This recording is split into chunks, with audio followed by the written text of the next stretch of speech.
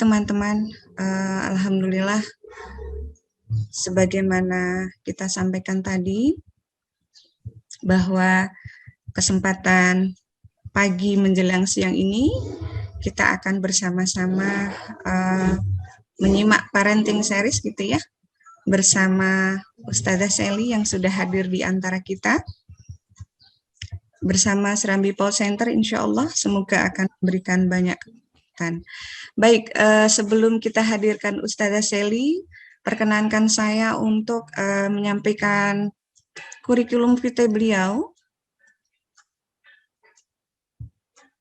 sebagai pemateri pada kesempatan pagi hari ini.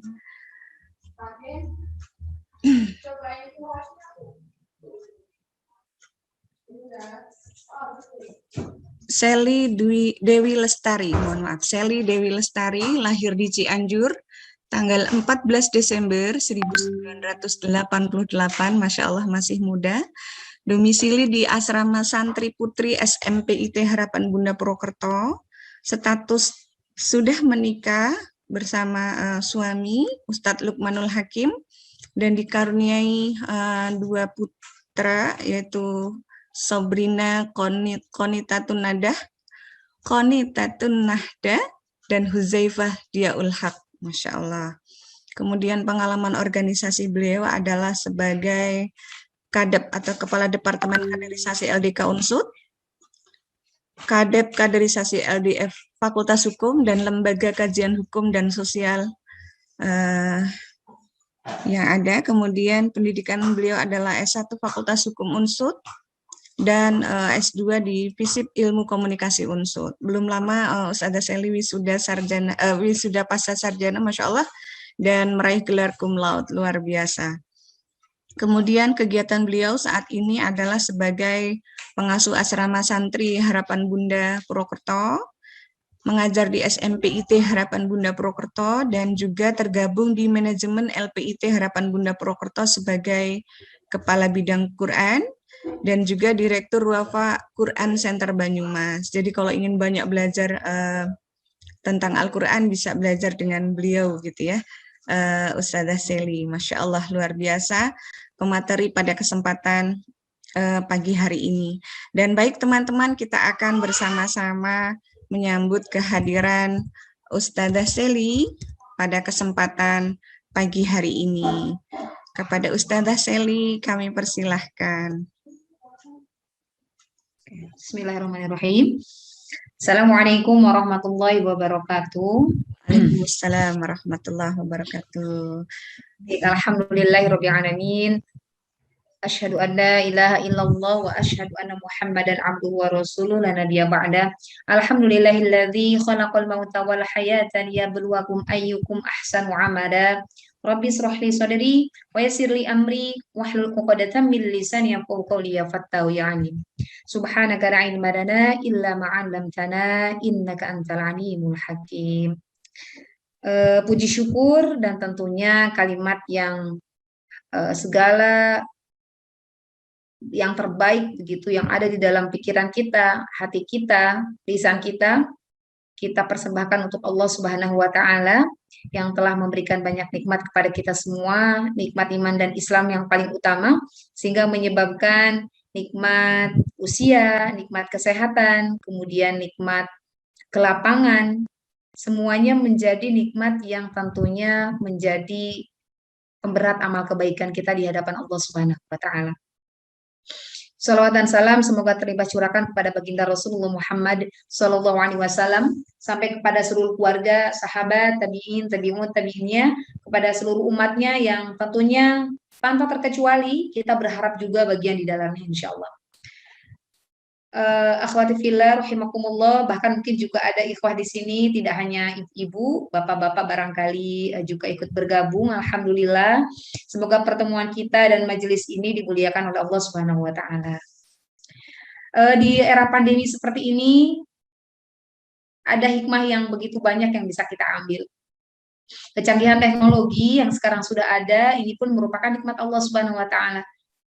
Tentunya dengan kemudahan ini tidak membuat kita menjadi orang yang terus saja mengeluh karena keterbatasan adanya pandemi ini. Harapannya ayah bunda semua yang ada di majelis ini semuanya dalam kondisi sehat, ayah dan bunda. Insya Allah sehat semuanya, semuanya dilapangkan segala urusannya, rezekinya, dilapangkan hati dan pikirannya, dan hikmah yang begitu besar bahwa ternyata kehidupan ini hanya sementara. Mungkin dalam belakangan hari ini terutama kita mendengar kabar, melihat orang-orang yang barangkali kita kenal, orang-orang yang pernah berinteraksi dengan kita, ternyata satu persatu telah Allah panggil untuk menghadapnya. Tentu ini merupakan sebuah hikmah yang luar biasa, sehingga kita tidak lagi menyia-nyiakan waktu yang kemudian Allah titipkan kepada kita yang hanya sementara.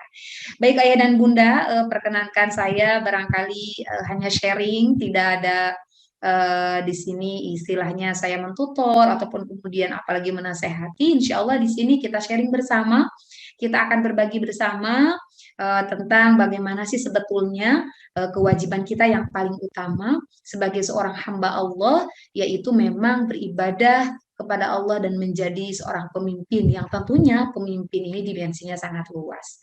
Baik, sebelumnya barangkali saya mohon izin untuk share screen agar memudahkan materi yang akan kita bahas pada kesempatan pagi hari ini.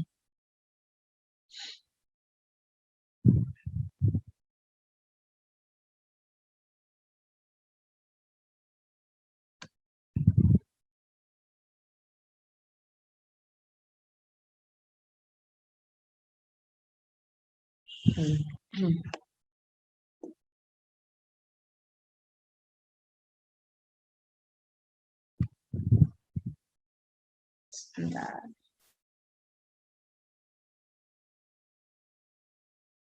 Sudah muncul, Gi? Sudah, Us. Baik, alhamdulillah.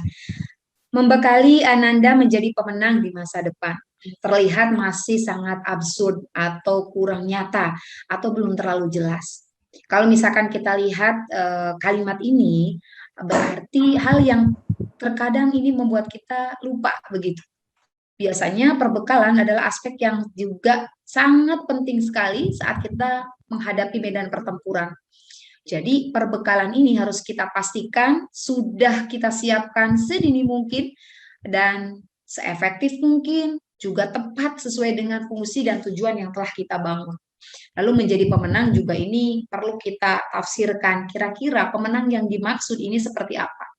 Di masa depan tentunya di masa di mana itu belum tentu menjadi milik kita, belum tentu menjadi milik Ananda, tetapi suatu hal yang perlu kita siapkan, salah satunya itu adalah bentuk ikhtiar kita di dalam mencari karunia Allah di muka bumi ini. Baik, tadi sudah dibacakan, saya lewati. Nah, ayah dan bunda rahimakumullah, perlu kita ketahui tentang posisi anak menurut Al-Quran. Karena landasan awalnya, kenapa kita melakukan segala macam aktivitas di muka bumi ini? Karena Allah yang menyuruhnya. Jika kemudian Allah tidak menyuruh, maka kita tidak akan melakukan apa yang akan kita lakukan di muka bumi ini. Coba kita lihat, kira-kira posisi anak menurut Al-Quran itu apa saja. Dan ini menjadi salah satu entry point-nya kita untuk memastikan apakah kemudian saya layak menjadi orang tua yang mengemban amanah menjadi orang tua sesuai tuntunan Al-Quran. Nah, yang pertama, ternyata anak menurut Al-Quran adalah sosok manusia yang bisa menjadi penenang hati dan penyejuk jiwa. Nah, ini bisa kita lihat di dalam Quran surat Al-Furqan ayat ke-74. A'udzu billahi minasyaitonir rajim. Rabbana hab lana min azwajina wa dhurriyyatina qurrata a'yun waj'alna lil muttaqina imama. Dan ayat ini juga sebetulnya ayat yang hafal insya Allah kita semua. Allah menyeru kepada kita di dalam ayat ini. Ya Tuhan kami, anugerahkanlah kepada kami istri-istri kami. Ini juga adalah doa kita di ayat ini kepada Allah. Dan keturunan kami sebagai penyenang hati kami. Dan jadikanlah kami imam bagi orang-orang yang bertakwa. Menjadi pemimpin itu menjadi sesuatu yang sangat utama di hadapan Allah.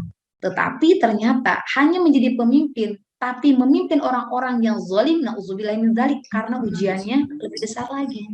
Maka tentunya kita berharap anak-anak kita, diri kita menjadi pemimpin dari kalangan orang-orang yang kemudian bertakwa.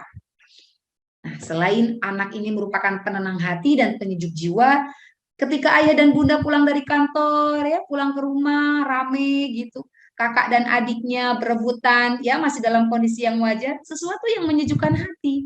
Tandanya kalau saya di rumah biasanya kalau anak-anak ribut, saya komentar, kakak kontrol suara dong, Umi baru pulang. Dijawabnya apa? Kan kata Umi kalau rame, tandanya anak-anak itu sehat, katanya gitu. Jadi dia bisa jawab gitu. Kalau dia kemudian berisik, ya harus bersyukur, kata dia. Kenapa? Karena tandanya anak-anak itu sehat, katanya, Masya Allah. Nah, ini kan merupakan sesuatu yang bisa menyejukkan hati kita di tengah kesibukan, di tengah rasa lelah setelah beraktivitas di luar rumah. Tapi ternyata selain penenang hati dan penyejuk jiwa ayah dan bunda, anak juga ada. Jadi alhamdulillah ayah dan bunda, kalau misalkan kita mengingat bahwa suara saya masih terdengar nih, insya Allah.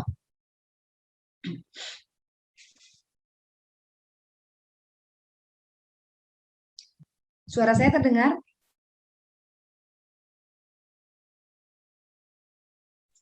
Ya, terdengar. Baik.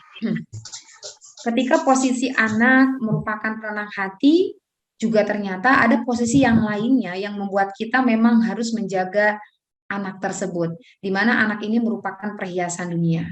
Perhiasan dunia yang tentunya yang namanya perhiasan, ini sesuatu yang tidak semua orang itu bisa memilikinya. Barangkali ayah bunda sering mendengar juga, barangkali orang yang dikenal, ataupun orang-orang yang tidak dikenal tetapi infonya sampai di telinga kita. Mereka yang sudah menjalani kehidupan pernikahan 5 tahun, 10 tahun, 15 tahun, tetapi belum dikaruniai anak oleh Allah Subhanahu wa Ta'ala. Ternyata kita dipilih oleh Allah untuk memiliki anak, ini merupakan perhiasan dunia yang harus kita syukuri.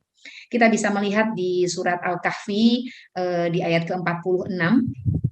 A'udzubillahi minasyaitonirrajim. Al-malu wal banuna zinatul hayatid dunya wal baqiyatus salihatu khairun 'inda rabbika thawaban wa khairun amala. Harta dan anak-anak adalah perhiasan kehidupan dunia. Tetapi amalan-amalan yang kekal lagi soleh adalah lebih baik pahalanya di sisi Tuhanmu, serta lebih baik untuk menjadi harapan. Nanti ayah bunda bisa buka lagi di surat Al-Kahfi ini. Ketika anak-anak ini merupakan perhiasan, tetapi yang paling utama adalah amal yang kekal dan soleh. Maka kalau kita ingin mendapatkan amal yang terus mengalir, sekalipun kita sudah masuk ke dalam liang lahat, maka pastikan kita meninggalkan generasi yang kokoh. Kokoh apanya? Kokoh secara kemandirian agama, kokoh secara kemandirian intelektualnya, kokoh secara kemandirian ekonomi. Karena ternyata juga banyak hal-hal ibadah yang bisa dilakukan ternyata ditopang dengan kemandirian ekonomi. Nah, selain itu, ayah dan bunda, dua posisi lagi, ini yang harus juga kita perhatikan, dan terkadang inilah yang membuat kita lalai, begitu ya. Membuat kita lalai. Ya Allah, keluar lagi apa? Enggak ya ini ya. Suara saya masih terdengar nih? Masih. Terdengar, Us. Mungkin minta tolong saya mungkin tidak dijadikan kok.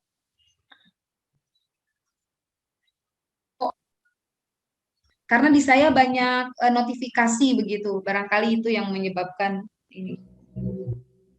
Bisa di apa namanya? Ya. Saya jangan jadi ya. Jangan seperti itu. Jangan dijadikan co-host. Sepertinya karena banyak notifikasi masuk dan agak sedikit menghambat. Baik, alhamdulillah. Jadi yang berikutnya adalah posisi anak sebagai fitnah dan ujian. Nah, ini sebagai fitnah. Kalau di slideshow apakah bisa, Bunda Tanti? Sedang saya coba, Us. Oke, baik. Untuk fitnah dan ujian ya, kita bisa melihat di surat atau Ghabun ayat ke-15, ayah dan bunda. Bagaimana kemudian Allah Subhanahu wa Ta'ala memberikan peringatan tentang anak yang dititipkan kepada kita semua. Nah, di dalam ayat ini ya, Allah Subhanahu wa taala memberikan informasi kepada kita bahwa Sudah, Us. sebentar. Ini saya malah ngeheng.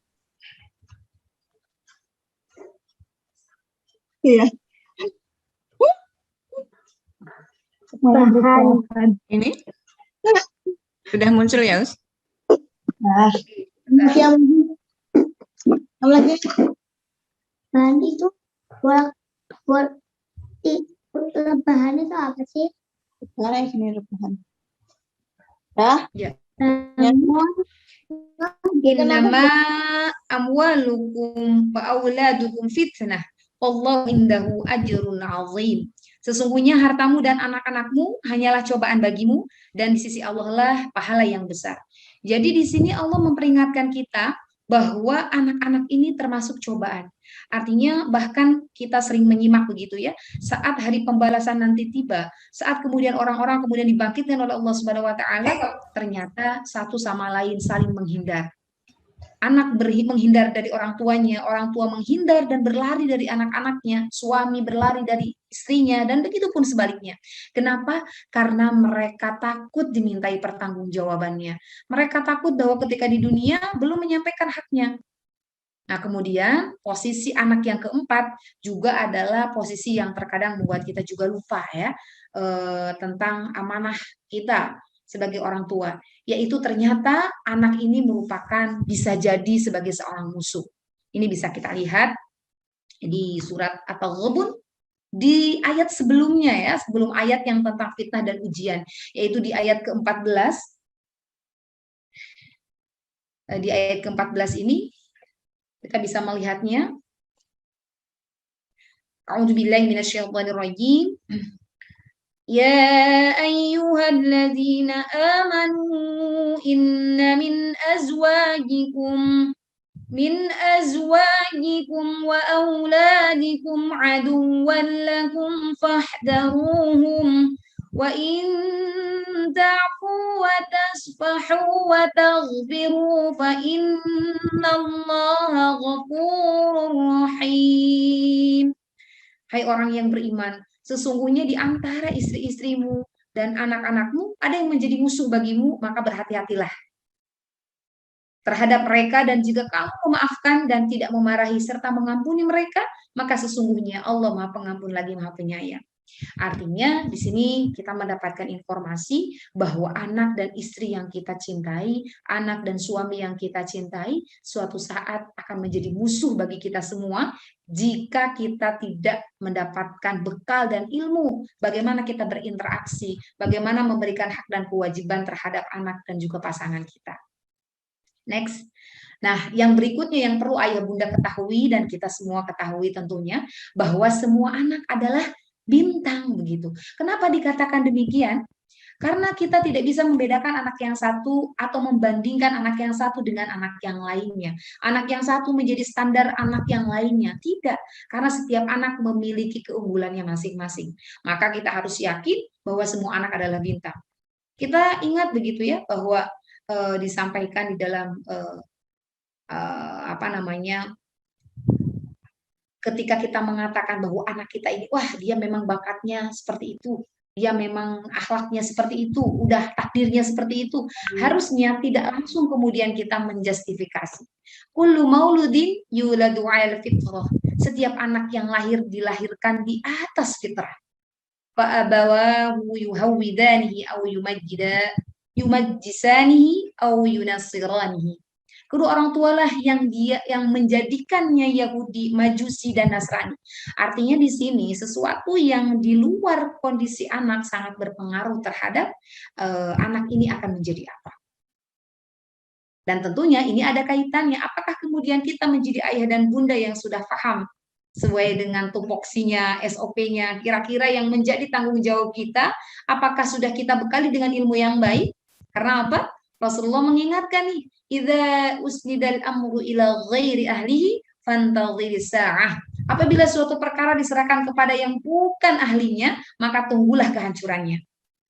Kalau misalkan kemudian anak ini dididik oleh orang tua yang ternyata dia tidak ahli menjadi orang tua, maka tunggulah kehancuran si anak itu.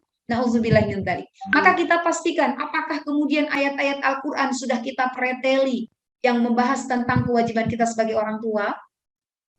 Next, nah kita lanjut nih. Kita akan masuk ke dalam riset tentang otak karena ada kaitannya. Kenapa ayah dan bunda?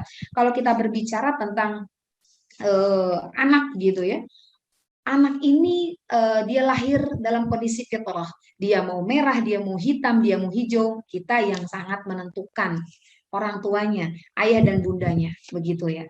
Bahkan kenapa kemudian manusia begitu mulia ketika Allah Subhanahu wa taala menciptakan makhluk sebelum manusia yang taat kepadanya pada saat itu, yang kita kenal dengan iblis begitu ya. Ini adalah makhluk Allah yang kemudian dia itu sangat taat saat itu. Tapi karena ada kesombongan dalam dirinya, Allah memilih manusia, yaitu dari kalangan Bani Adam untuk menjadi pemimpin. Nah, ini sesuatu yang perlu kita lihat. Kenapa sih manusia yang diciptakan dari tanah, lalu kemudian dia mampu mengungguli iblis, bahkan mengungguli malaikat yang terbuat dari cahaya dan karakter asasinya adalah selalu taat kepada Allah, tidak pernah membangkang. Tapi kenapa kemudian Allah memilih manusia? Kenapa kemudian anak kita menjadi sosok yang begitu luar biasa, yang harus kita kenali, yang harus kita bekali ilmunya saat kita mendidiknya sampai kemudian dia nanti akan menjadi makhluk yang mulia di hadapan Allah Subhanahu wa taala. Nah, kita lihat ya tentang otak ini.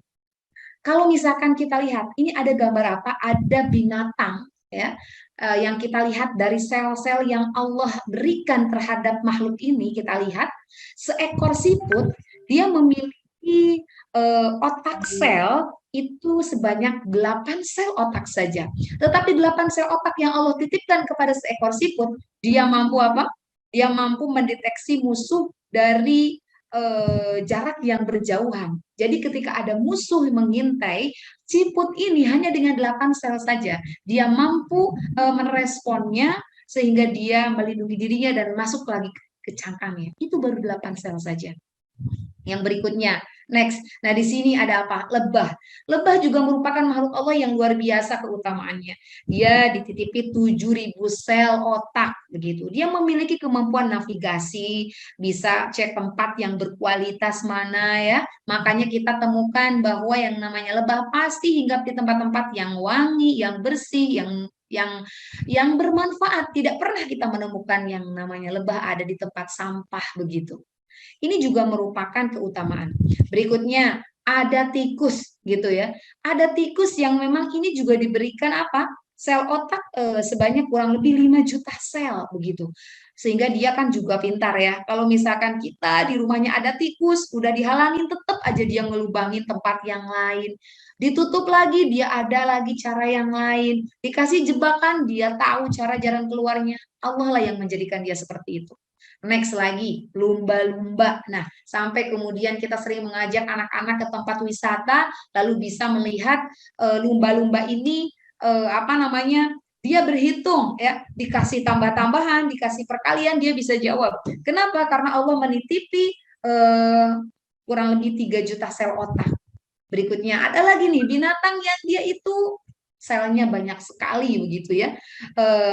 Monyet, nah ini merupakan binatang yang miliaran juga sel otaknya, maka dia memiliki kecerdasan. Tapi ternyata kecerdasan itu, Masya Allah, jauh sekali dan tidak ada apa-apanya jelas gitu ya. Karena manusia dia memiliki sel otak aktif sekitar 100 miliar begitu ya, ketika baru lahir. Masya Allah, bayangkan. Anak kita baru lahir dititipi sel otak kira-kira kurang lebih sekitar 100 miliar. Lalu itu dikatakan sel otak aktif, lalu kemudian ada sel pendukungnya kurang lebih 900 miliar. Masya Allah. Kurang lebih 1 triliun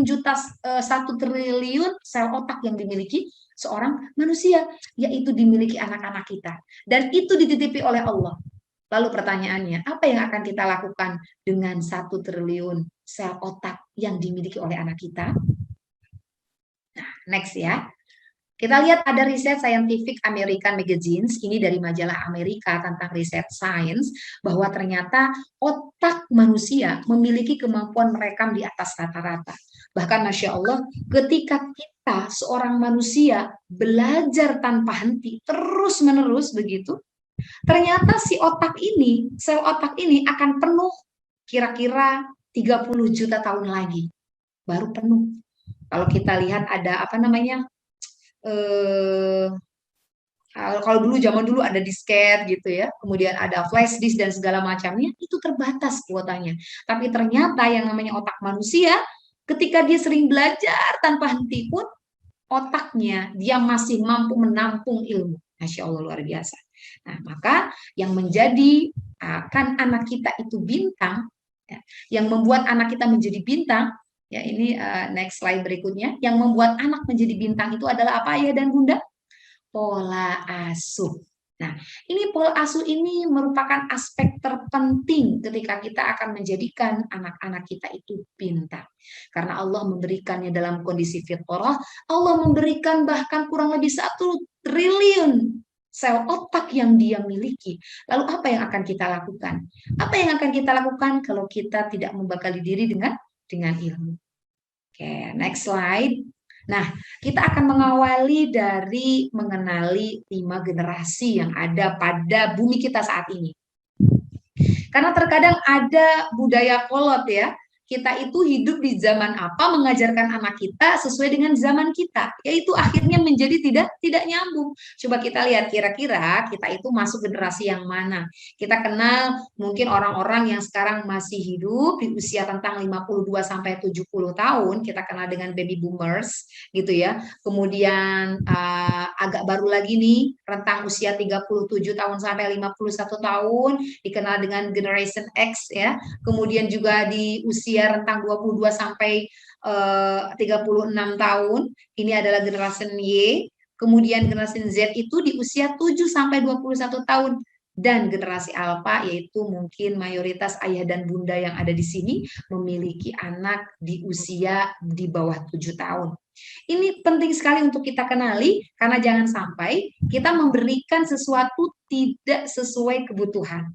Nah, mungkin next slide ya. Nah, ini kalau kita lihat dari tahun kelahiran, ya dari tahun 46 sampai 60 di baby boomers ini ya masih ada ya, sekarang masih ada walaupun memang sudah barangkali sudah berkurang ya.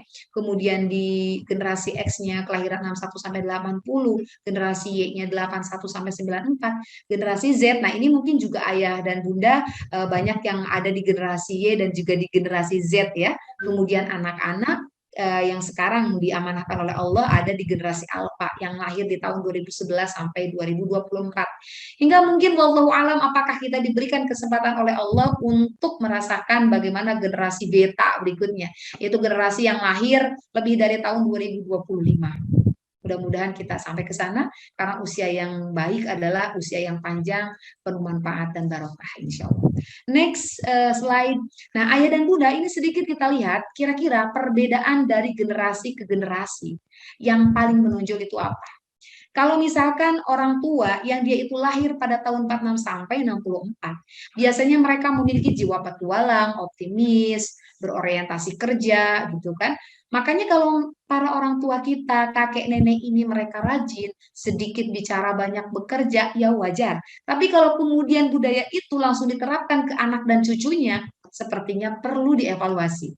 Kita lihat masuk ke generasi X nih, yang lahir di tahun 65 sampai 76. Cenderung individual ya. Ini agak sedikit berbeda tuh dari generasi sebelumnya. Luwes ya, skeptis terhadap wewenang, harapannya itu tinggi begitu ya, dan dia etos kerjanya begitu tinggi biasanya. Nah, ini masuk generasi milenial yang dia lahir pada tahun 77 sampai 95. Ini biasanya lebih pede ya, orientasinya terhadap kesuksesan, dia terkadang toleran lah, kalau ada hal yang beda-beda sedikit gak masalah. Tapi kalau kakek nenek kita itu, ya biasanya kan memang kalau ada sesuatu yang katakan kurang pas, atau tidak seharusnya biasanya kan langsung memberikan respon. Kalau itu nggak boleh, ini nggak boleh, harusnya begini begitu ya. Tapi orang-orang yang dia lahir di rentang tahun 77 sampai 95 ini biasanya lebih cenderung toleran. Oke, lebih banyak menerima perbedaan, it's okay gitu ya. Dia juga lebih memiliki sifat kompetitif yang tinggi gitu. Dan juga terkadang ada yang dia dia haus akan perhatian karena terkadang sisi egosentrisnya juga muncul. Nah, kita coba naik lagi ke generasi Z yang lahir di usia tahun 96 atau sampai 2010. Ini juga masih memiliki beberapa karakter yang mirip dengan tadi ya, yang di tahun 77 sampai 95. Menghargai perbedaan, senang dengan adanya perubahan sosial. Makanya ayah dan bunda, redaksi kalimat saat berkomunikasi, memberikan nilai-nilai di dalam aktivitas kehidupan, itu harus disesuaikan dengan perubahan sosial anak-anak kita. Generasi sekarang tidak bisa langsung dilarang saat mereka melakukan hal yang salah. Maka di sini perlu kita perhatikan bagaimana nih strateginya gitu ya. Kita menyusun kurikulum pembelajaran di rumah, cara berkomunikasi, cara mengajarkan agama. Begitu. Kemudian berikutnya generasi alfa yang juga kemungkinan ayah dan bunda banyak nih anaknya yang di generasi alfa. Ini memang sebetulnya ini nanti ada ya. Ini cuma nanti saya di slide berikutnya. Oke, next. Nah, sekarang kita lihat bunda perkembangan zaman. Kenapa saya menampilkan tentang media telekomunikasi? Karena ternyata perkembangan zaman ini akan membuat kondisi cara pikir, bersikap, ya, kemudian juga berinteraksi orang-orang karena pengaruh dari teknologi tersebut. Teknologi komunikasi itu akan membuat orang-orang yang lahir pada zamannya ya terbentuklah karakter saat dia berbicara, saat dia memecahkan permasalahan begitu. Ini adalah sesuatu yang memang perlu kita ketahui nih dari tahun ke tahun ya, mulai dari laptop yang mungkin kalau pas zaman saya itu komputer yang besar yang pakai disket gitu ya, yang warna komputernya itu tidak ada warnanya, hitam semua dan tulisannya warna hijau gitu, seperti tulisan kalkulator gitu ya, tidak ada gambar di situ. Dan berkembanglah sampai kemudian sekarang. Kemudian era itu berkembang lagi, kemudian mengenal tulisan gitu ya. Sebetulnya dari setiap generasi ke generasi ayah bunda itu ada pro kontranya, ada plus minusnya. Saya yakin ayah dan bunda tidak langsung mengamini atau setuju dengan kondisi anak-anak di era milenial seperti sekarang ini. Tentunya ada beberapa hal yang kemudian itu sepertinya tidak cocok. Seperti itu ya. Ini pun di generasi-generasi sebelumnya terjadi. Saat tadi yang namanya generasi teknologi yang begitu mungkin kalau membuat kita agak ribet dengan benda sebesar itu, berkembanglah mengenal tulisan begitu ya, di era alfabet ini. Bahkan ternyata di abad keempat sebelum Masehi, ya ini di next slide berikutnya, di abad ke-4 sebelum Masehi ini ada sebuah pemikiran dari filsuf yang ini banyak sekali hal-hal positif yang tentunya yang bisa kita ambil dari seorang Plato. Beliau ini berpendapat bahwa karena penemuan adanya alfabet atau tulisan ini akan menciptakan lupa gitu. Jadi anak-anak ini nanti tidak mau dia itu berpikir atau mengingat, karena zaman dulu seperti yang kita ketahui ya bunda, ketika zamannya Rasulullah SAW dan juga para sahabat tidak ada yang namanya aktivitas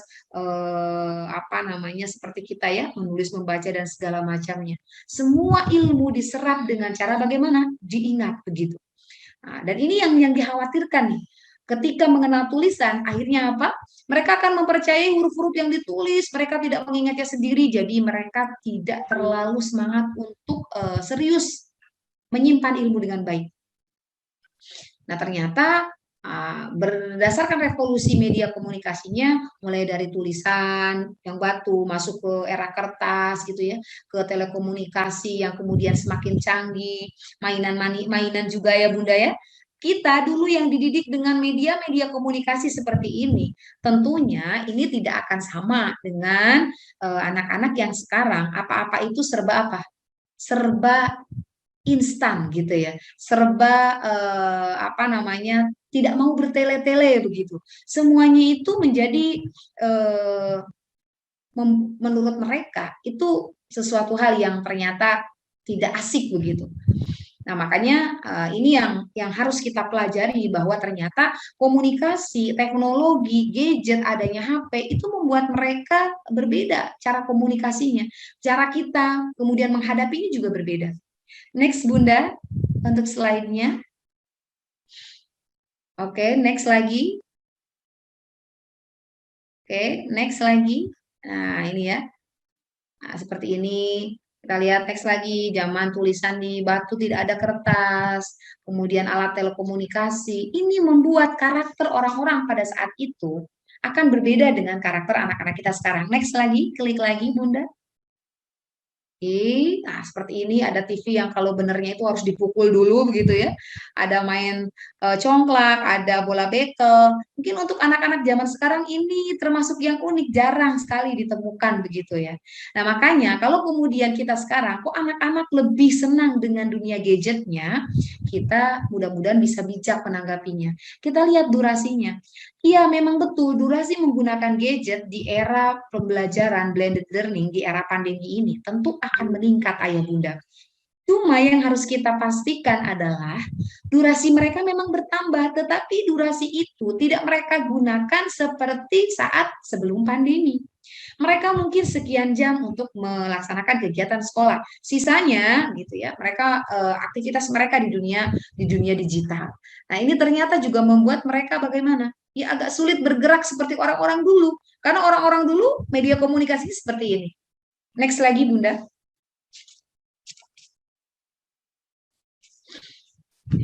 Next lagi, diklik saja sampai penuh semuanya. Nah, ini ada pager ya. Ada kemudian telepon lipat yang dahulu-dahulu ada apa ini? Ya, handy talkie, kemudian mesin tik gitu ya. Nah, ini semua revolusi media komunikasi membentuk karakter yang tadi generasi mulai dari baby boomers ya, kemudian X, Y, Z, kemudian Alpha, ini menjadi hal yang berbeda begitu. Coba dibandingkan alat-alat komunikasi yang terdahulu dengan sekarang menggunakan PC atau personal computer, itu kan PC atau personal computer itu responnya lebih cepat dibandingkan dengan mesin tik yang dulu ketika ayah bunda barangkali pernah gitu ya menggunakan mesin tik. Membuat apa? Ayah bunda menjadi lebih sabar kan? Bagaimana harus ngetik satu huruf saja harus pakai tenaga ekstra, membuat satu kalimat juga luar biasa. Tapi sekarang dengan adanya PC atau personal computer itu membuat anak-anak lebih cepat. Dan akhirnya karakter mereka ingin sesuatu yang instan dan itu menjadi sesuatu yang logik. Oh, begitu ya. Makanya kalau kita perkaya dengan ilmu, maka kita akan bijak saat kita berkomunikasi, saat kita melarang mereka, saat kita memberikan nasihat, kita akan bijak begitu. Tidak menggunakan kacamata kuda. Pokoknya menurut mama seperti ini, pokoknya menurut bunda seperti ini, tidak. Ya, karena tadi salah satunya lingkungan sekitar mereka membentuk mindset mereka. Oke, next Bunda.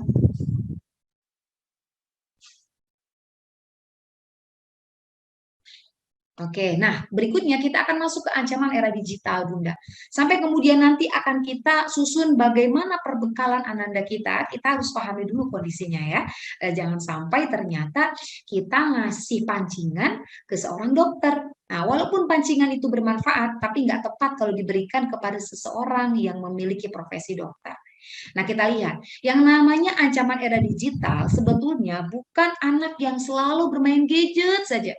Bukan, kita lihat, yang namanya ancaman itu adalah berupa pencurian identitas, ada pelanggaran keamanan, ada bocornya informasi pribadi, penipuan perbankan atau troll internet, atau kasus bullying di dunia maya.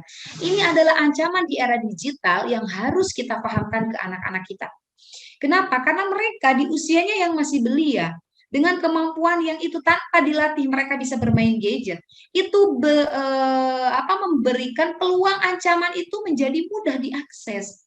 Begitu. Bagaimana caranya kita mendidik anak gadis kita misalkan tidak sembarangan mengupload foto, baik foto pribadi dan hal-hal yang sifatnya privacy. Karena apa? Dengan adanya era digital yang menyebabkan segala sesuatu menjadi cepat, ini akan menjadi ancaman. Oke, next slide berikutnya, Bunda. Nah, yang ada yang juga harus kita kenali adalah tentang millennials karakteristik atau karakter dari generasi milenial. Ya Bunda ya. Jadi generasi milenial itu yang tadi kita bahas tuh, yang hidup saat ini. Yang kemudian ternyata ini perlu kita pahami. Generasi yang lahir dan tumbuh di lingkungan serba digital. Boleh diklik saja, ada gambarnya sampai ke bawah. Boleh diklik. Oke, generasi yang lahir dan tumbuh di lingkungan serba digital. Jadi kita jangan a priori terhadap perkembangan zaman Bunda. Jadi kalau anak kita bisa membuka YouTube, kita harus tahu. Kalau anak kita bisa bermain game, kita harus tahu minimal.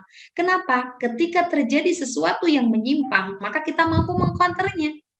Tapi kalau kita menggunakan HP saja tidak bisa, kita tidak tahu bagaimana mengupload, kita tidak tahu bagaimana memberikan respon di media sosial, ini akan menjadi sesuatu yang susah kita kendalikan gitu ya. Kemudian konsumen dengan segmentasi yang luas. Anak-anak yang kemudian lahir tadi ya di generasi milenial ini, mereka itu banyak sekali dan kita jangan sampai kalah cepat dengan mereka sehingga mereka akan tetap mendapatkan penopang. Mereka akan mendapatkan tetap pegangan ketika mereka ingin berkembang, tetap ada pada jalurnya. Berikutnya sulit melepaskan perangkat mobile, bahkan kalau dirata-ratakan 25 jam per minggu, bayangkan Bunda. Kalau kita tidak tahu treatmentnya, bagaimana caranya ini anak agar mampu mengefektifkan waktunya. Kita tidak melarang mereka masuk ke era digital, tapi kita membatasi dengan bijak.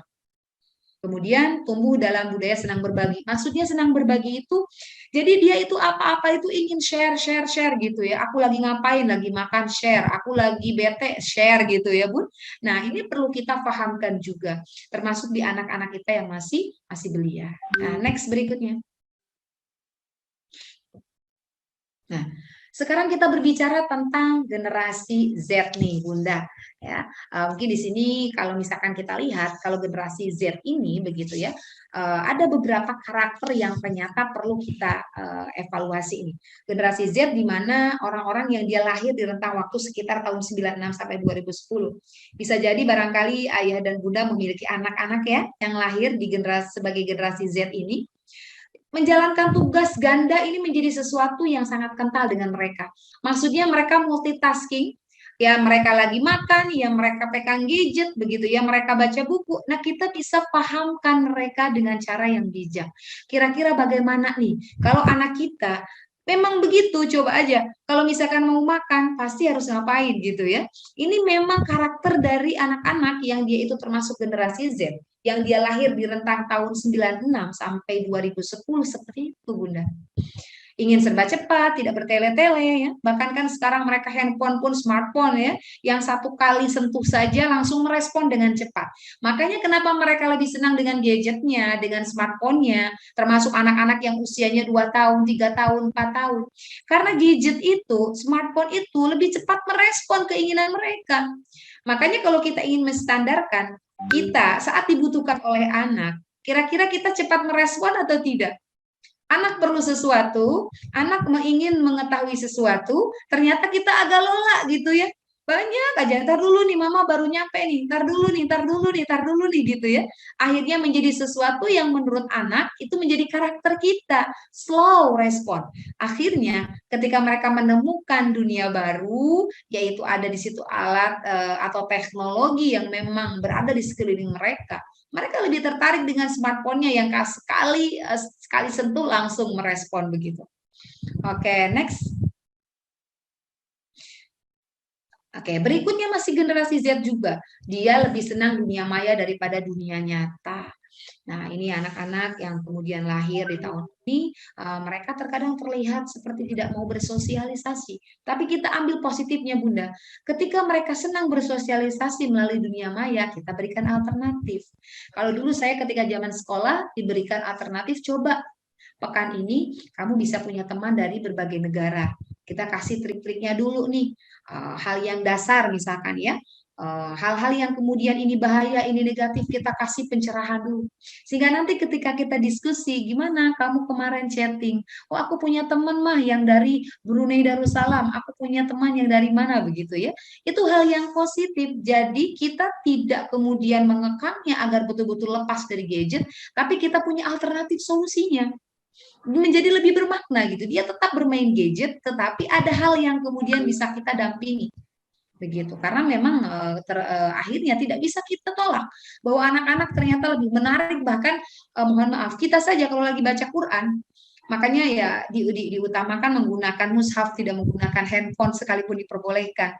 Di saat ada WhatsApp masuk, kita buka gitu kan, telonet karena kita kepo gitu kan, kita buka, nggak kerasa tilawahnya baru 5 menit, buka HP-nya sampai setengah jam begitu. Ya kenapa? Karena kita pun begitu, banyak yang dilihat di gadget kita. Kenapa? Karena cepat responnya. Kita pun menjadi terbentuk seperti itu, ingin yang serba instan. Next, Bunda. Multikultural atau jaringannya luas, memang ada hal positifnya di mana anak-anak ini gitu ya. Kalau saya lihat juga perkembangan sekarang, saya punya 2 anak yang sebetulnya itu di generasi yang apa namanya, hampir sama, tetapi ada perbedaannya begitu. Di saat yang satu, dia dulu ketika balita dia belum mengenal yang namanya smartphone, tapi ternyata adiknya di usia yang sekarang tanpa diajarkan sudah bisa. Dia menjadi apa ya, lebih kritis, dia menjadi lebih tahu banyak perbedaan. Kalau ada A beda, ada B beda, dia bisa memberikan penjelasan. Dan ini juga harus kita apresiasi. Makanya saat kemudian anak kita sering menggunakan gadget, jangan selalu yang muncul dari lisan kita tuh begini. Kamu kenapa sih main HP terus? Sekarang waktunya makan, udah dong gitu ya. Selalu saja hal negatif yang muncul. Tapi beda halnya kalau kita masuk ke dunianya dengan bertanya, hari ini kamu dapat apa saja di media sosialnya? Punya teman seperti apa saja? Ada pengalaman baru apa coba hari ini? Kita tanyakan itu. Bahkan bisa jadi kita memberikan pertanyaan ke anak kita yang dia bisa cari di smartphone-nya. Jadi kita kasih solusi ini, topik-topik yang barangkali dia tidak punya referensi. Akhirnya yang buka ya dia cuma ya IG lah, ya TikTok lah gitu ya, ya YouTube lah, video ya game kalau untuk anak laki-laki. Nah, maka kita respon saat dia bermain game, coba kita respon gitu ya. Misalkan kita termasuk yang memberikan kesempatan tetapi tidak abai. Kita punya kesepakatan durasi ya, kita punya kesepakatan jamnya gitu. Kita buat itu gitu. Nah, kemudian kita tanyakan apa yang kemudian bisa dieksplor sehingga anak-anak itu merasa ayah dan bunda itu ada untuknya. Bukan hanya selalu larangan lagi, larangan lagi. Oke, next slide.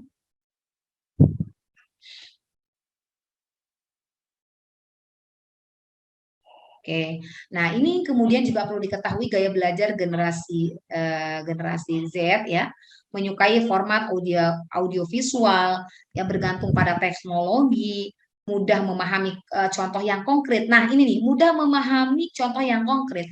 Kalau mau mengajarkan sesuatu atau nilai-nilai, biasanya anak-anak ini tidak suka dengan analogi yang itu abstrak, tidak terlihat dan tidak nyata.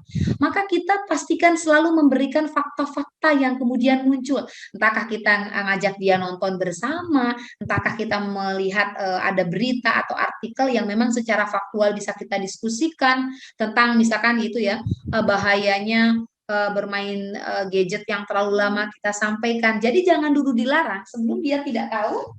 Mohon maaf, laptop saya perlu dicas. Sebentar.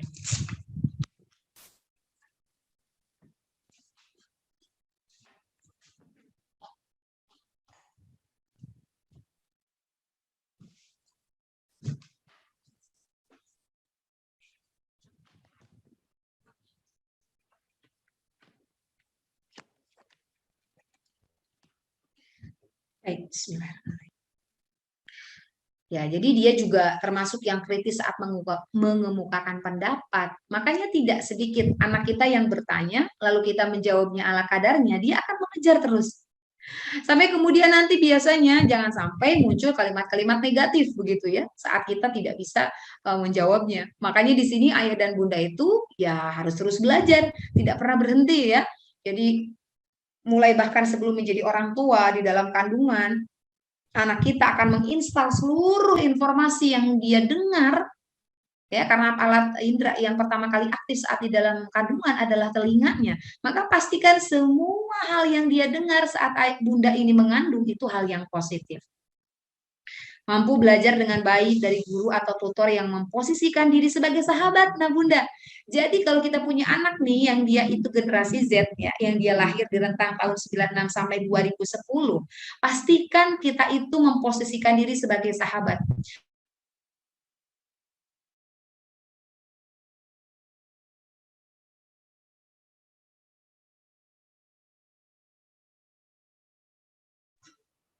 Memang perlu terus berlatih begitu ya. Berikutnya gemar berinovasi. Jadi hal-hal baru yang kira-kira itu tidak membahayakan, kemudian bermanfaat, kita apresiasi. Jangan selalu respon kita saat mereka melakukan sesuatu yang menyimpang, baru kita respon. Nah, ini terkadang anak-anak menjadi kurang motivasi. Oke, lanjut. Oke, nah sekarang kita masuk ke generasi Alpha, Bunda, yang mereka lahir sekitar tahun 2010-2011 sampai ke tahun 2025 nih. Sampai sekarang gitu ya. Pada generasi ini mereka akan berpengalaman dengan gadget, jelas ya. Kalau misalkan anak saya juga yang kelahiran tahun 2013 dan juga kelahiran tahun 2018, bahkan yang 2018 ya, dia sudah kenal dengan gadget, bahkan dia tahu bagaimana fitur YouTube itu yang mana gitu. Dia tahu begitu. Dia kenal dengan smartphone, kecanggihannya, teknologinya itu sudah dia kenal dari sejak ini.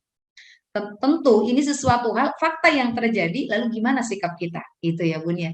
Kemudian orang-orang di dalam generasi ini juga memiliki pola pikir yang terbuka dengan perkembangan serta transformatif dan juga inovatif. Jadi kita harus terus membuat pengalaman, kita terus berkembang mengikuti generasi kita yang terus berkembang. Next Bunda. Nah, kita lihat karakteristik dari generasi Alpha. Generasi terkini dan termuda di bumi ini adalah generasi Alpha. Mungkin di sini mayoritas ayah dan bunda memiliki anak di generasi Alpha ini. Ini paling muda loh Bunda di bumi ini. Kemudian anak dari millennials yang menjadi generasi pertama abad 21. Ini anak-anak kita nih yang lahir dan dia masuk generasi Alpha merupakan generasi pertama di abad ke-21. Berikutnya diprediksikan menjadi generasi paling sejahtera nih dibanding generasi sebelumnya. Maka kita harus pastikan bekal-bekal yang perlu dia miliki. Berikutnya diperkirakan akan mencapai 2 miliar pada tahun 2025. Berarti akan sangat banyak sekali Bunda. Pastikan anak-anak kita ini tumbuh menjadi generasi yang dia bermartabat, yang berakhlak, yang berakal begitu. Sehingga nanti dia akan mampu membuat peradaban ini menjadi baldatun thayyibatun wa rabbun ghafur. Next Bunda. Nah, berikutnya masih karakter anak-anak di generasi Alpha nih. Menyukai hal-hal instan masih nih, dan lebih cerdas dan kritis karena banyak menerima informasi yang banyak dan juga luas gitu ya. Banyak hal yang kemudian kita aja bingung, kok anak seusia itu dia sudah bisa bertanya tentang A, B, C yang kelihatannya begitu. Dia harusnya belum tahu loh tentang itu. Maka Bunda harus bisa mengejarnya. Bagaimana berkomunikasi sesuai dengan tumbuh kembangnya. Bagaimana menerapkan kaidah tentang akidah anak yang usianya belasan tahun dengan anak yang masih berusia 2 atau 3 tahun gitu. Oke, next Bunda. Nah, berikutnya juga nih, ketika anak-anak ini sudah ada nih, orang yang generasi milenial selalu memiliki anak di generasi Alpha. Ini fenomena anak tunggal menjadi banyak. Mungkin zaman dulu yang namanya anak itu banyak ya, ada yang 5, ada yang 7, ada yang 10. Kalau sekarang mungkin agak jarang ditemukan. Generasi-generasi milenial lebih memilih anaknya itu dengan jumlah yang tidak banyak. Paling 2, ada juga yang 1 begitu ya. Kenapa hal ini? Next Bunda. Nah, kenapa gitu ya? Karena memang hal-hal tersebut itu dipengaruhi begitu ya, dipengaruhi oleh gaya hidup dan lingkungan. Seperti tadi yang dikatakan bahwa yang namanya generasi milenials ini dia lebih cenderung mengedepankan tentang karirnya begitu ya, dan ini menjadi sesuatu yang muncul di kehidupan kita secara fakta. Nah, coba kita lihat lagi Bunda, selain dari tadi perubahan dari generasi ke generasi yang memang harus membuat kita lebih bijak lagi, ternyata kenapa generasi kakek nenek berbeda dengan generasi ayah bunda beda dengan generasi anak-anak yang sekarang. Karena memang tadi ya, lingkungan yang ada di sekitarnya membentuk pola pikir, membentuk gaya berbicara, membentuk cara mereka bersikap. Maka kita bisa memilih sikap mana yang tepat untuk generasi apa gitu. Anak kita termasuk generasi yang mana, maka pola-pola komunikasi, maka pola-pola pesan yang akan kita sampaikan disesuaikan. Nah, yang berikutnya juga ayah dan bunda yang perlu kita ketahui adalah tentang kinerja otak tadi ya. Coba ini bagian-bagian otak yang menurut saya oke tidak perlu secara detail kita bahas. Next bunda. Nah, cuma ada hal nih yang perlu juga kita lihat dari kondisi otak kita. Pertama nih bunda, ini ada gambar otak yang menggunakan tinta hitam. Ini adalah batang otak. Nah, ini anak-anak kita insya Allah memiliki otak ini dan ada batang otak yang dikenal dengan fight atau flight atau reaksi terhadap ingatan gitu. Ini hati-hati bunda. Tiba-tiba bereaksi ketika takut gitu atau ditakut-takuti. Nah, ini biasanya menegang di saat dia itu dibentak gitu ya, apa namanya dia takut gitu. Nah, ini harus hati-hati. Ini merasa perlu untuk bertahan, perilaku marah atau berdebat gitu ya, tidak dapat belajar pada kondisi ini. Maka pastikan batang otaknya itu dia tidak bermasalah begitu, Bunda. Kalau misalkan Bunda gitu ya, sedang memberikan nasihat, kok kenapa ya dia nggak ngerti-ngerti? Kenapa ya dia nggak paham-paham begitu? Bisa jadi, nah kondisi ini yang tidak pas Bunda. Saat kita memberikan nasihat, ternyata anak kita ini batang otaknya sedang tegang. Maka gimana caranya? Berikanlah nasihat saat anak kita batang otaknya itu dalam kondisi rileks. Kalau anak laki-laki, barangkali lebih cenderung dia senang makan, senang diajak jajan gitu ya. Jangan kemudian kita menasehatinya saat kondisi dia sedang marah. Yang ada dia sangat marah, kita kemudian menimpali dengan tujuan menasehati, tapi kondisi marah, maka yang ada bagaimana? Batang otaknya itu akan semakin tegang. Dan itu tidak akan mampu menyerap informasi dari kita, termasuk nasihat.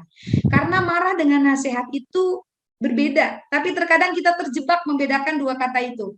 Kalau marah itu efek kejut, yang tidak direncanakan, yang tidak terencana, tujuannya juga tidak jelas. Akhirnya, karena tidak direncanakan, karena tidak ada tujuan yang jelas, kadang kita tidak kontrol, akhirnya kita tidak sadar ada kata-kata negatif yang seharusnya tidak boleh keluar. Tapi kalau nasihat itu direncanakan, nasihat itu direncanakan, tujuannya jelas, fase-fasenya juga jelas, begitu. Maka nanti kita tolong bedakan, apakah aku ini sedang marah pada anak atau sedang memberikan nasihat? Terkadang kita ngakunya memberikan nasihat, padahal marah-marah. Seperti tadi malam, misalkan anak saya belum tidur sampai jam 11 ya, duduk kedua-duanya. Lalu abinya bilang, Bu Zaifa, ini sudah malam, saatnya tidur. Ayo, bersegera. Nadanya agak tinggi, karena udah berapa kali diingatkan. Lalu Zaifa langsung nyanyi seperti di baby kelasnya. Dia nyanyi, La taghdab walakal jannah, katanya. Artinya, janganlah kamu marah-marah, katanya gitu. Lalu dia jawab dengan itu gitu ya. Itu suatu hal yang sangat unik. Oh ternyata memang kita harus pastikan anak kita tuh tahu mengenal mana marah, mana nasihat gitu. Oke, next Bunda. Next. Oke, berikutnya ada otak limbik atau disebut juga otak emosi nih yang warna merah itu ya. Nah, ini dikenal sebagai tempat rasa sayang dan pusat emosi. Semua persepsi masuk di dalam pusat ini, Bunda.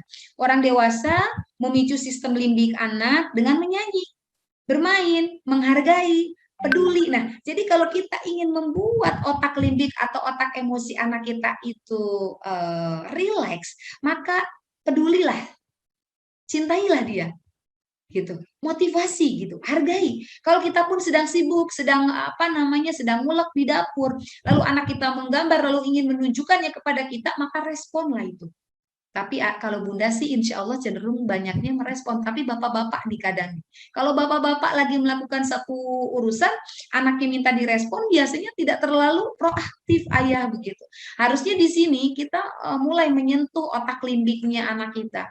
Ya, karena apa? Memori ini, maksudnya otak limbik ini akan berfungsi juga menyimpan memori jangka panjang. Jadi kalau kita memberikan respon-respon positif terhadap anak kita dari cara kita berbicara, dari cara kita mempedulikan, menghargai begitu, ini akan tersimpan dengan jangka panjang. Beda dengan batang otak yang tadi. Kalau misalkan yang batang otak itu sesuatu yang ketika diberikan saat batang otak kita itu tegang, itu hanya 1 kali 24 jam dia lupa lagi. Maka jangan sampai kita memberikan nasihat dengan kondisi batang otaknya tegang sehingga nasihat kita tidak akan berbekas. Oke, next. Next, Bunda. Oke, berikutnya. Nah, ini ada otak lagi bagian korteks ya. Ini berfungsi juga sebagai alasan berpikir logis nih. Nah, ini biasanya berpikir nalar, perencanaan, bicara dan bahasa. Ternyata luar biasa sekali kan struktur otak anak kita ini. Jadi jangan sampai sikap kita atau kata-kata kita merubah atau mengganggu bahkan merusak dari fungsi otak-otak tersebut. Next, Bunda.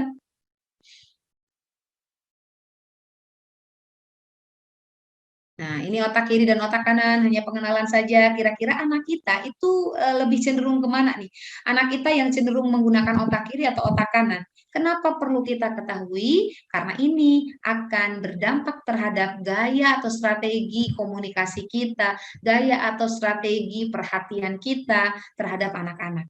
Mulai dari otak kiri nih, anak yang cenderung dominan otak kiri, dia lebih cenderung analitis, teratur, ya.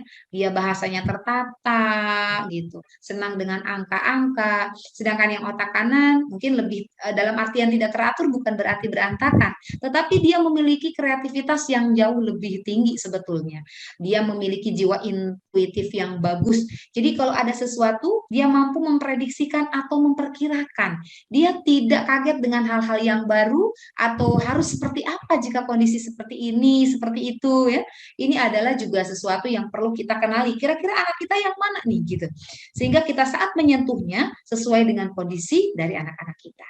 Oke, next Bunda. Nah, maka kalau misalkan kita lihat bagaimana sebetulnya kita mengenal tentang tahap perkembangan anak-anak kita, mulai dari tahap sensori motor, ini akan berdampak terhadap perilaku kita kepada anak-anak kita. Mulai dari cara bermain, mendampingi belajar, cara berkomunikasi, cara menyelesaikan masalah. Coba kita lihat. Anak yang lahir hingga 2 tahun, ini adalah tahap sensori motor, di mana anak mengalami dunianya yang melalui gerak, indera, serta mempelajari permainan objek. Makanya kalau kita ingin mengenalkan hal-hal yang sifatnya itu nilai terhadap mereka, kita kenalkan dengan hal-hal yang itu bisa ditangkap dengan indera mereka. Mereka bisa melihat objeknya, mereka bisa menyentuhnya, begitu ya. Sehingga apa? Mereka akan memahami nilai yang akan kita berikan, begitu.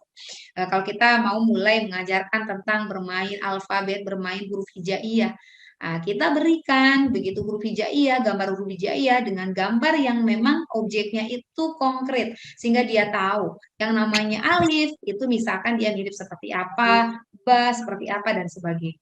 Berikutnya pada tahap praoperasional ini dari anak 2 hingga 7 tahun nih Bunda, mulai memiliki kecakapan motorik. Nah, ini juga mulai kita berikan mainan-mainan yang mampu merangsang kecakapan motorik si anak. Jadi semua hal kita berikan sesuai dengan tahap kembangnya. Bagaimana kita mengajarkan sholat kepada mereka, begitu ya. Bagaimana cara kita berwudu? Biasanya mereka tuh ingat dengan cara bernyanyi. Bagaimana berwudu ya? Urutannya dengan cara bernyanyi. Ini adalah sesuatu yang kita berikan sesuai dengan tumbuh kembangnya. Berikutnya tahap operasional konkret. Nah, ini dari usia 7 tahun hingga 11 tahun. Ini anak mulai berpikir secara logis tentang kejadian-kejadian konkret. Nah, di sini kita bisa tanya pendapatnya tentang suatu kejadian, mulai diajak diskusi. Kita asah otaknya agar dia itu terus berpikir, terus berkembang sehingga dia menjadi kritis dengan hal-hal yang positif begitu. Yang terakhir ini tahap operasional formal ya setelah usia 11 tahun begitu ya. Nah, ini adalah juga perkembangan anak yang kemudian perlu kita pahami bersama begitu ya Bunda ya. perkembangan penalaran yang abstrak. Ini mulai bisa kita tanyakan pendapat-pendapatnya dengan sesuatu yang bisa jadi secara objek itu tidak terlihat, tapi dia rasakan. Misalkan kita berbicara juga tentang pandemi seperti ini gitu ya. Kira-kira hikmahnya apa dari pandemi? Coba kita tanya. Ya. Seperti itu. Apa kemudian kerugiannya ketika pandemi seperti ini? Kamu lebih senang belajar di rumah apa di sekolah? Ajak diskusi yang ringan begitu, Bu. Oke, next Bunda. Nah, berikutnya bagaimana caranya membekali semua hal kegiatan yang berkaitan dengan merangsang kreativitas. Ya, itu mungkin diklik-klik sampai penuh Bunda untuk kayak aktif ya, istilah kemudian inovatif ya. Ini kita merangsang mereka untuk betul-betul mereka memahami bagaimana menjadi kreatif, mampu menciptakan hal baru. Kalau mereka diberikan sebuah alat gitu ya, benda, coba kita biarkan saja mau dibuat apa kira-kira. Tidak usah kita pandu, cuma kita merangsang kreativitasnya agar dia bisa membuat sesuatu yang bermakna misalnya. Kemudian aktif. Oke, mohon maaf ini sepertinya ada yang belum di-mute ya. Oke. Berikutnya adalah aktif ya. Istilah umum menunjukkan sesuatu yang bergerak atau bekerja sesuai fungsi. Maka kita perhatikan saat kita memberikan bola gitu ya. Bola kita bisa berdiskusi di situ. Ini apa, Nak? Bola disebutkan. Kira-kira bola fungsinya apa? Oh, untuk bermain, yuk kita bermain. Kita ajak dia untuk aktif, ikut bersosialisasi. Saat ada teman kita, saat ada tamu begitu ya, saat ada saudara kita, tentunya kita mengenalkan nih anak kita. Gitu. Jadi anak kita akan mudah aktif untuk bersosialisasi. Dia menjadi tidak pemalu. Dia senang karena orang tuanya mengenalkannya kepada teman-teman. Berikutnya Bunda, yang berikutnya adalah inovatif.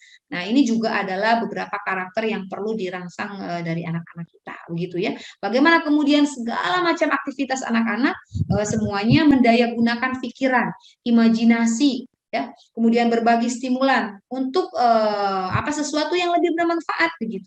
Kita ada singkong, mau dibuat apa nih? Kita bikin cooking class begitu ya. Dengan anak yang usia 3 tahun, 4 tahun, kita kasih adonan dia sendiri biar tidak ngacak gitu.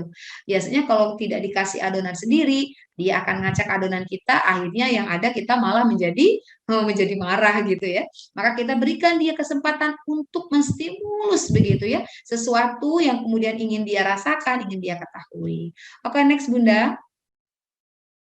Oke, yang berikutnya adalah pada akhirnya Bunda, setelah kita mengetahui karakter dari generasi ke generasi, kemudian juga struktur otak yang perlu kita ketahui karena akan mempengaruhi cara kita memperlakukan anak kita.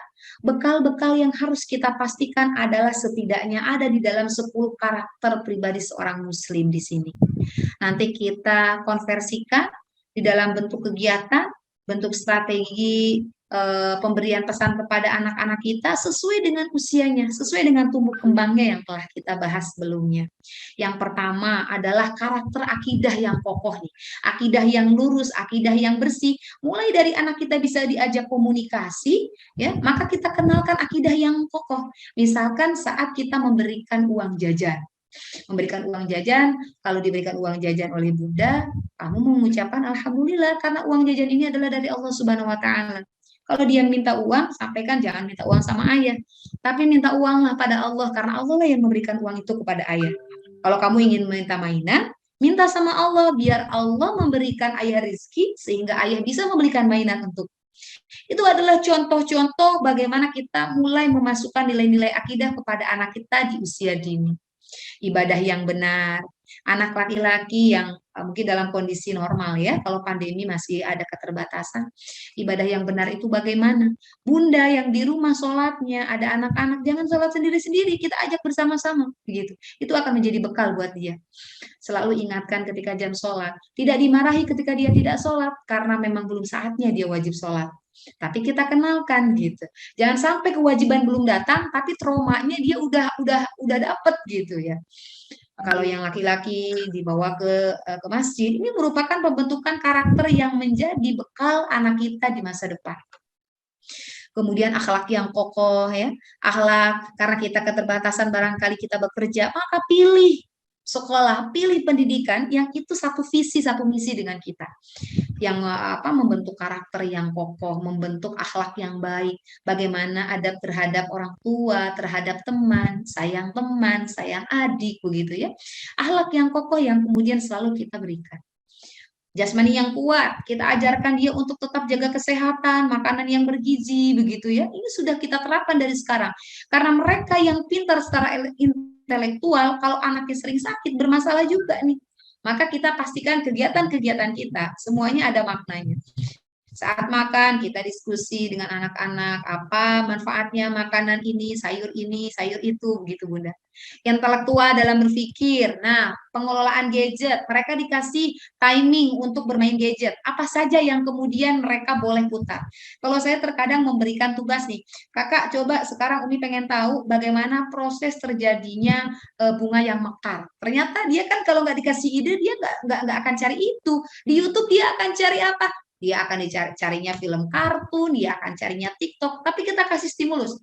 Coba gitu ya. Dan biasanya ada beberapa poin yang didapatkan, itu semuanya saya kasih stimulus. Oke, kemudian pandai melawan hawa nafsu, juga ketika dia marah kita ingatkan. Pandai menjaga waktu, kita bikin jadwal, kita bikin scheduling di rumah gitu Bunda. Seperti ketika Ramadan, anak-anak bisa mulai paham gitu ya. Berikutnya adalah teratur dalam segala urusan, masih berkaitan dengan jadwal, ya. Ada hal-hal penting yang ternyata bisa kita terapkan. Tempel ini coba di rumah, lalu kemudian diturun-turunkan dengan kegiatan-kegiatan yang bisa dikonversi di rumah, gitu ya.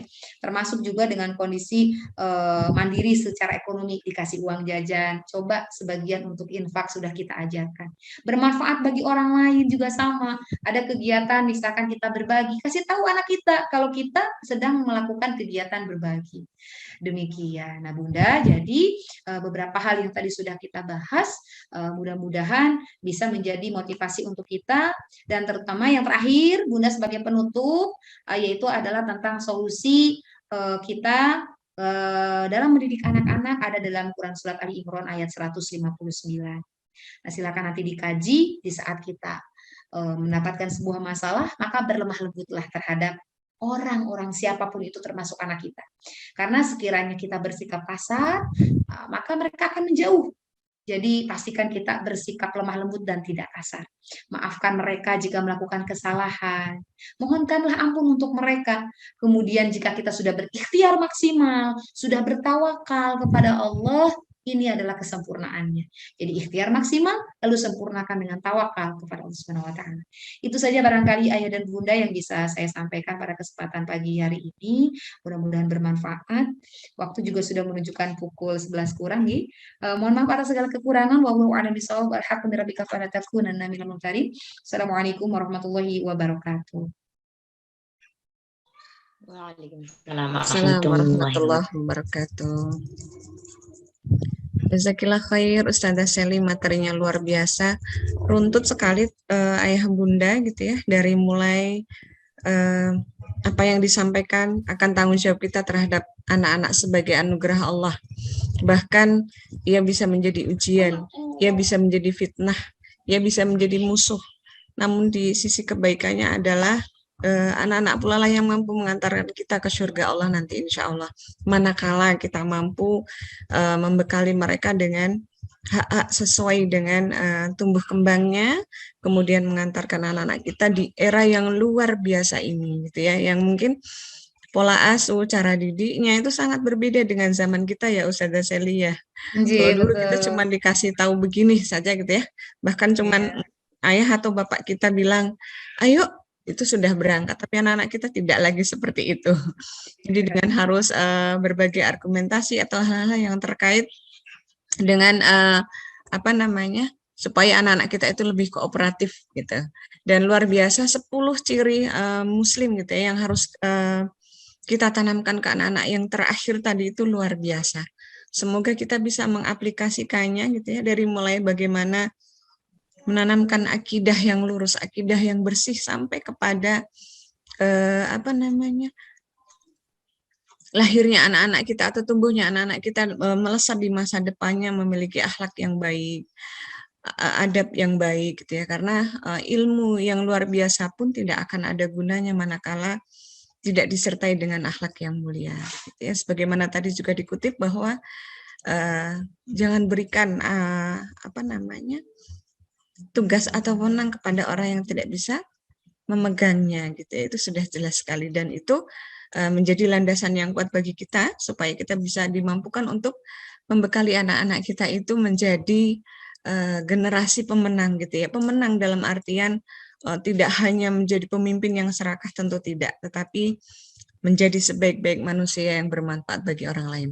Baik Ayah Bunda, masih ada kesempatan insya Allah nanti 15 atau 20 menit ke depan, karena tadi kita juga mulainya agak terlambat, kita buka kesempatan untuk sharing ataupun tanya jawab.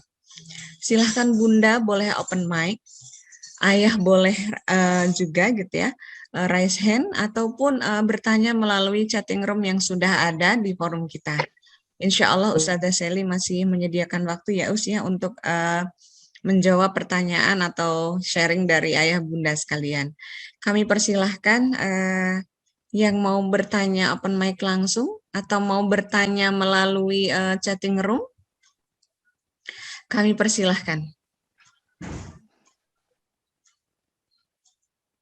Ada yang mau bertanya seputar bagaimana membekali Ananda, anak-anak yang kita cintai ini, gitu ya, di era atau di zaman sekarang yang luar biasa. Silahkan Bunda dari Masya Allah, Bunda Tia Aska, ini Mbak atau Bunda ya, boleh mau open mic atau melalui chatting room? Oh, baik, dari chatting room. Ustazah Seli, ini ada pertanyaan, mau langsung dijawab? Assalamualaikum, mohon izin bertanya. Anak-anak sering berteriak-teriak, bagaimana cara menasehatinya ya? Anak usia 5 sampai dengan 8 tahun. Mungkin bisa langsung dijawab nih Ustazah Seli. Jadi anak-anak sering berteriak-teriak ya. Luar biasa. Tadi kan Ustazah Seli juga menceritakan kalau putra-putrinya ya, ketika si Abi marah nih. Kenapa sih? Bukan.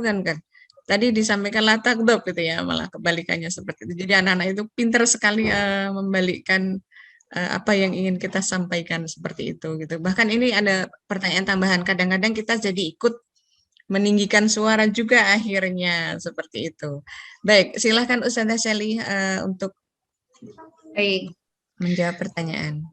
Baik, ini sebelumnya mohon maaf saya paling hanya punya waktu 15 menit karena tadi kita terlambat nih mulainya. Ini qadarullah saya ada agenda berikutnya. Baik, bismillah. Memang kalau misalkan kita tadi harus bisa membedakan mana itu nasihat, mana itu marah. Maka berarti kita mengenal tentang karakteristiknya. Marah itu gimana? Mukanya nggak enak, matanya melotot, nadanya tinggi, gitu ya. Nah, berarti kalau kita berbicara, kemudian kita mengatakan bahwa, kita memberikan nasihat, hindari hal-hal itu. Kalau anak kita teriak-teriak, justru kita makin pelan. Kalau anak-anak teriak, kita teriak lagi, biasanya itu nggak jadi, dia langsung naikkan lagi begitu. Tapi kalau kemudian anak-anak itu teriak, maka volume kita, kakak siapnya kapan? Dia akan gitu ya, terus gimana? Kakak, ada masalah apa? Iya, soalnya dia akan turun tuh. Tapi kalau kemudian dia lagi marah-marah, intonasinya tinggi, kemudian naik lagi, dia akan semakin kencang lagi ngomongnya begitu. Nah, itu adalah hal yang ternyata memang perlu kita latih begitu. Maka kalau dia agak rendah badannya, kita ikut membungkuk, kita setinggi dengan dia, kita ngomong, kita lihat wajahnya, pasti dia lebih rendah lagi.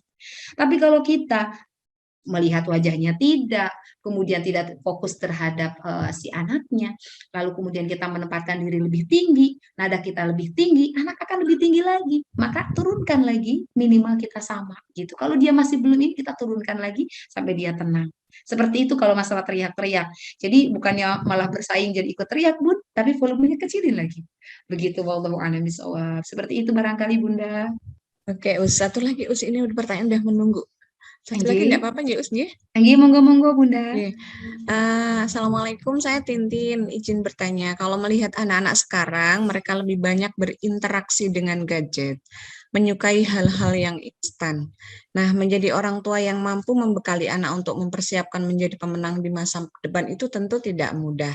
Bagaimana caranya agar kita ketika di rumah, visi misi yang kita sampaikan itu sama dalam mendidik anak, karena di rumah tidak hanya ada kita orang tuanya, misalnya ada eyang, seperti itu. Begitu Us pertanyaannya. Nggih. Baik, jadi masih terdengar suara saya nggih? Masih. Oke, ini ke free soalnya. Baik, jadi memang tantangannya saat kita melibatkan orang lain dalam artian bukan masalah family ya, tapi orang di luar diri kita, termasuk family kita, di situ memang tantangannya kita akan mendapatkan mungkin cara-cara dan nilai agak sedikit berbeda. Maka sangat penting kiranya kita memberikan sebuah kesepakatan bersama. Dengan tentu saya yakin yang namanya orang tua itu tidak suka juga kita atur-atur atau nasihati. Tapi kita dengarkan nasihatnya di awal, kita sampaikan juga, kita sering sharing dengan beliau. Maksudnya beliau itu up to date dengan info-info kita. Jadi jangan saat kita menginginkan sesuatu pada orang tua baru kita ngomong. Tapi dari awal tuh kita ngomong tentang misalkan perjalanan pekerjaan kita, ilmu-ilmu yang sudah kita dapatkan. Oh, ternyata banyak hal baru nih Ibu gitu ya. Jadi ibu kita itu bisa mengimbangi, oh ternyata kalau zaman sekarang itu begitu. Jadi saat nanti kita memiliki pemikiran begitu, beliau ini tidak akan kaget. Nah, jadi saat kita mendidik anak kita begini-begini, alasannya itu beliau sudah tahu karena di awal kita sudah melibatkan beliau untuk memahami kondisi sekarang. Lalu kita minta pendapatnya. Kalau hal yang sifatnya tidak prinsip, Bunda, menurut saya tidak perlu diperdebatkan. Kita hargai orang tua, lalu kita ikuti apa yang beliau inginkan. Kalau itu tidak prinsip, saya yakin kita semua lebih mengenal orang tua masing-masing. Saya rasa meminimalisir kemudharatan yang lebih banyak itu lebih utama kita cegah dibandingkan yang lebih sedikit gitu. Mungkin bisa jadi tidak ideal, tetapi harapannya berjalannya waktu, kondisi rumah yang terlihat senada dengan kakek, dengan nenek, dengan bude, dengan suami begitu. Insya Allah bisa seperti itu. Begitu Bunda. Jadi memang biarkanlah secara tertulis dan segala macam bisa kita buat secara jelas begitu ya. Secara jelas difahami, saling mengingatkan insya Allah. Masya Allah, sinergi sama Us intinya. Baik, terakhir satu lagi Us, Masya Allah ini sudah menunggu. Satu lagi Us nih. Assalamualaikum, saya Evi, Bunda Aska mau bertanya, bagaimana cara edukasi tentang bercanda anak agar tidak terlewat batas? Misal nakut-nakuti adiknya atau bercanda tentang sesuatu yang berbohong. Dek, ada kucing, padahal tidak ada kucing. Ada hantu, padahal tidak ada hantu. Misalnya seperti itu. Monggo Us, jadi bercandanya berlewat. Sehingga sebagai orang tua itu bagaimana cara mengingatkannya agar anak-anak itu tidak agar ikut informasi yang disampaikan oleh orang tua. Mohon maaf sebelumnya, barangkali biasanya Bunda, anak-anak itu seperti tadi, anak-anak itu akan menyimpan memori apa yang dia dapatkan di luar dirinya. Ketika anak itu berkata, awas tuh ada ini, itu biasanya dia mendengar dari orang dewasa. Terkadang kita tidak sadar, kita pernah melakukan itu, sehingga itu di copy paste oleh anak-anak kita.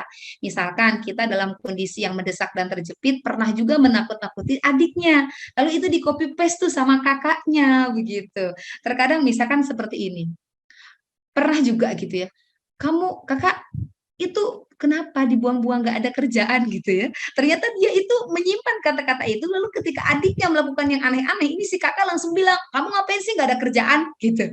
Kan gak mungkin redaksi itu ujuk-ujuk didapatkan gitu kan. Gak mungkin redaksi itu ujuk-ujuk didapatkan selain dari dia mendapat dari lingkungannya sendiri begitu Bunda.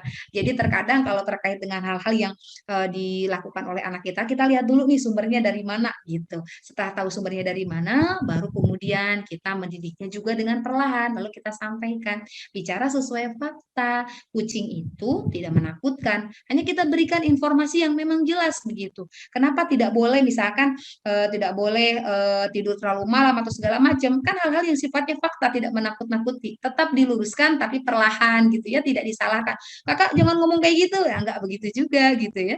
Tetapi memang ini sebagian besar semua redaksi yang dikatakan oleh anak-anak itu dia copy paste dari lingkungan lingkungannya. Bisa dari ayah bunda, bisa dari paman, bisa dari kakak, bisa dari teman-teman, itu seperti itu.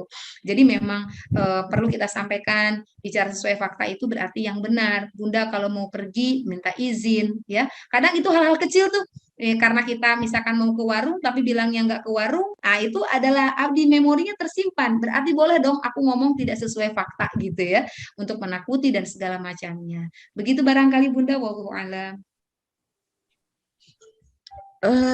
Sudah masih ada kesempatan satu lagi. Masya Allah. Ini susul menyusul ya pertanyaannya nih. Sepertinya Bu Us ini penasaran banget mau bertanya juga. Silahkan Bu Us, mungkin mau open mic biar bisa lebih cepat gitu. Silahkan. Oke, terima kasih Bu Tati. Mohon maaf di sesi yang terakhir ini. Begini Ustazah, kebetulan saya mau bertanya ini. Anak saya itu punya tetangga ya, tetangganya itu sebetulnya hampir seumuran, ada di tetangga rumah itu. Nah, saya tahu anak saya itu sebetulnya senang bermain, tetapi si anak tetangga itu sering, dalam tanda kutip tuh bahasa sininya tuh memancing-mancing yang ngiwi-ngiwi gitu ya, suka memancing-mancing kemarahan gitu. Jadi ngeledek lah, didahului ngeledek, didahului apa, sering. Jadi anaknya tuh kepancing gitu. Nah, saya suka memberitahu, Dek, dia itu pengen kenalan sebetulnya, tapi dia tidak mengerti caranya gitu. Tapi seringkali kepancing marah, jadinya tuh kadang tanpa pengetahuan tuh saling meledek, atau saling kadang-kadang sampai melempar kerikil kecil-kecil kali gitu. Kalau lewat tuh meledek, lewat pakai sepeda meledek sambil manggil ngeledek. Jadinya anak saya keluar kepancing emosinya. Saya suka bilang, tidak usah dibalas, biarkan saja, maafkan saja. Nggak bisa, Ma, itu nggak bisa. Mungkin keluar jiwa ininya ya, harga dirinya gitu ya. Saya bilang maafkan saja, itu dia nggak mengerti caranya berkenalan gitu. Tak tahu, kita udah kenal kok, Ma, dia namanya ini, kayak gitu ya. Tapi jadinya seperti itulah. Nah, saya mungkin Ustazah Sally bisa memberikan solusi caranya mengajarkan kepada anak ketika dia tuh dipancing emosinya untuk marah gitu ya oleh teman sebayanya, oleh orang lain. Terima kasih banyak sebelumnya. Terima kasih Bunda. Terkait dengan balas-membalas, sebetulnya saya selalu menyampaikan faktanya kepada anak-anak. Bahwa pernah ada yang nanya nih, kalau misalkan ada orang yang jahat sama saya, boleh nggak aku balas? Gitu. Saya bilang boleh, tapi balasannya harus sama persis, tidak boleh beda. Kalau dia misalkan ngejorokin kamu pakai tangan kanan, lalu kemudian kekuatannya segini, itu langsung disampaikan kepada anak, maka harus sama, tidak boleh lebih. Kalau lebih, maka kamu menjadi berdosa. Tetapi bagi umat Islam, anak yang baik memaafkan jauh lebih baik. Begitu. Jadi disampaikan bahwa dia pun harus punya pertahanan diri sebetulnya. Tetapi dia harus bisa mengukur kapan saya mempertahankan diri, kapan saya memaafkan.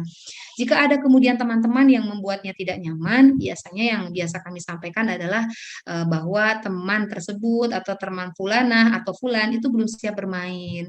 Jadi bagaimana caranya? Berarti kita mengendalikan anak kita agar bisa mengontrol dulu agar dia katakanlah tidak kontak fisik ya, dalam artian belum siap bermain. Jadi tidak mengatakan bahwa si anak itu negatif, tetapi sampaikan anaknya belum siap bermain.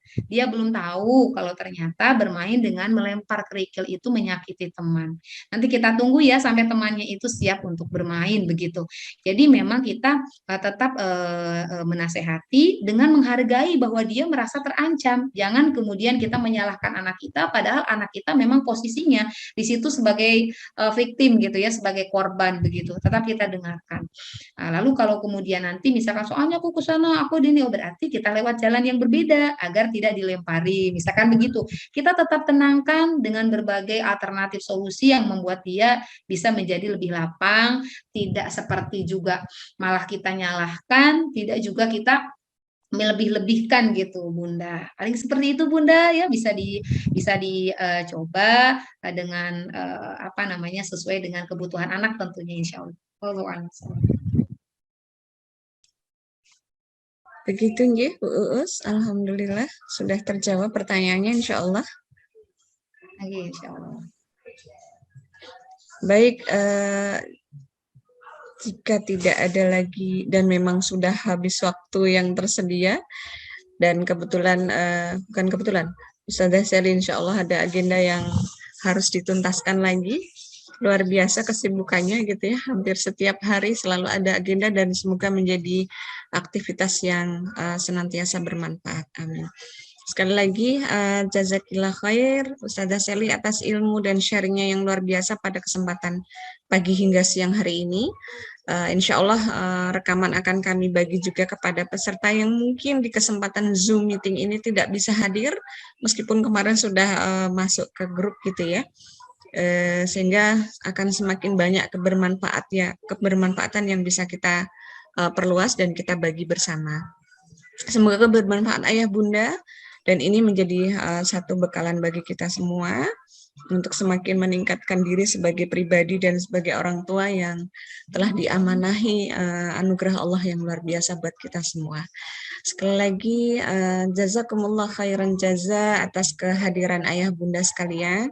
Semoga forum silaturahim ini melalui parenting series yang diselenggarakan Serambi Paut Center akan bisa kita lanjutkan lagi di seri-seri berikutnya dengan tema-tema yang lain yang akan semakin menguatkan diri kita semuanya. Baik, mari kita akhiri forum kita dengan membaca hamdalah bersama. Alhamdulillahirabbil alamin, istighfar, astagfirullahaladzim, dan doa penutup majelis.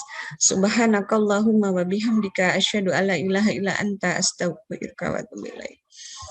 Saya selaku moderator pada kesempatan hari ini mohon maaf apabila dalam membawakan acara banyak kekurangan. Sekali lagi, satu niat kita tidak lain adalah berusaha menjadi orang tua yang bahagia, sehingga itu akan memancarkan kebahagiaan bagi anak-anak kita dan bersama-sama satu keluarga menuju surga Allah yang luar biasa. Terima kasih semuanya atas kehadirannya. Saya akhiri. Billahi taufik wal hidayah. Wassalamualaikum warahmatullahi wabarakatuh. Bagi teman-teman yang ingin foto bersama boleh open kameranya. Insya Allah akan kita ambil sebagai dokumentasi.